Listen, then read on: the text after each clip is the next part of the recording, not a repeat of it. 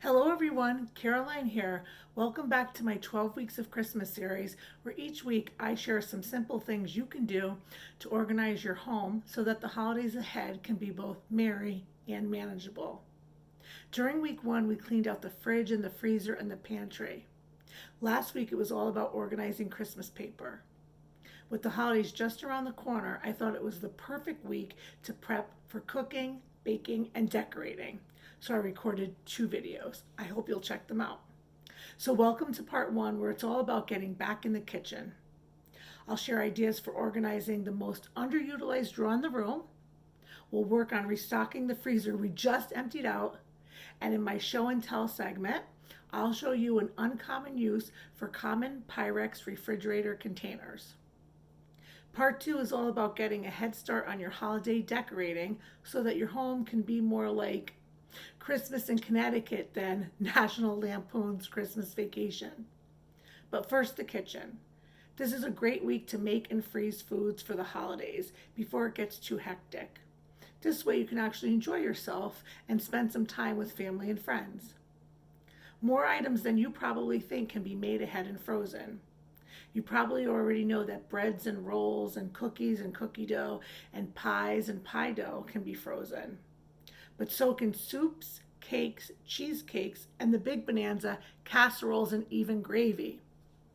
If trying to make the gravy while keeping everything else warm is your Thanksgiving nemesis, then check out thekitchen.com. There's a great recipe there for make-ahead gravy. And don't forget breakfast. You can freeze quiches and scones and quick breads and muffins for an easy holiday brunch or breakfast. Next up, this is a great week to take inventory of the things that you need for holiday cooking and entertaining.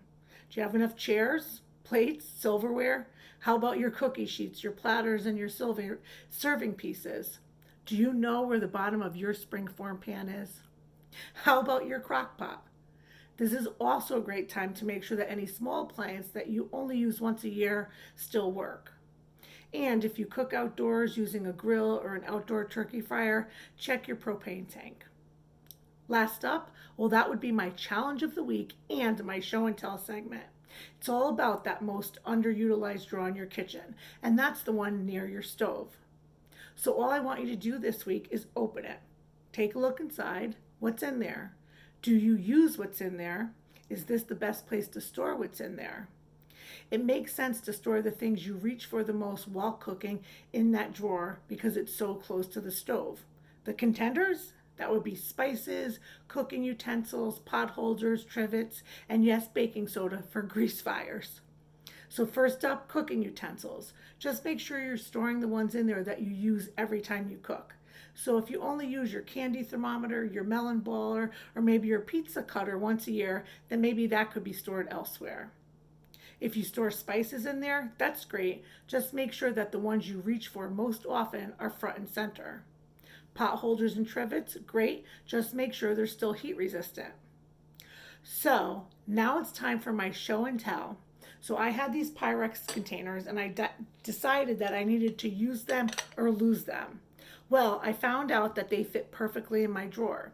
So I store peppercorn, salt and pepper, and flour and sugar. I just found that it's really easy when you only need a small amount of flour or sugar for a recipe that you can just reach in here rather than pulling out your big container from the pantry.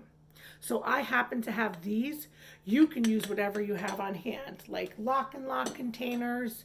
Maybe you have mason jars or small jam jars.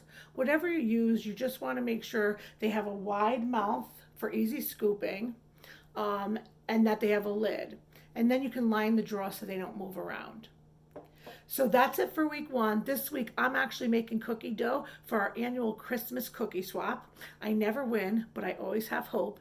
And I'd love to hear what you make ahead for the holidays. So please share, and don't forget to check out part 2, Prepping for the Holidays Decorating Edition. It's already uploaded. So thanks so much for watching, and I'll see you next time for more tips on holiday prep that are hashtag simple, easy, organized. And if you want to see a still photo of my drawer, you can check out me at hashtag simple, easy, organized on Instagram. Thanks so much, everybody. Have a great day.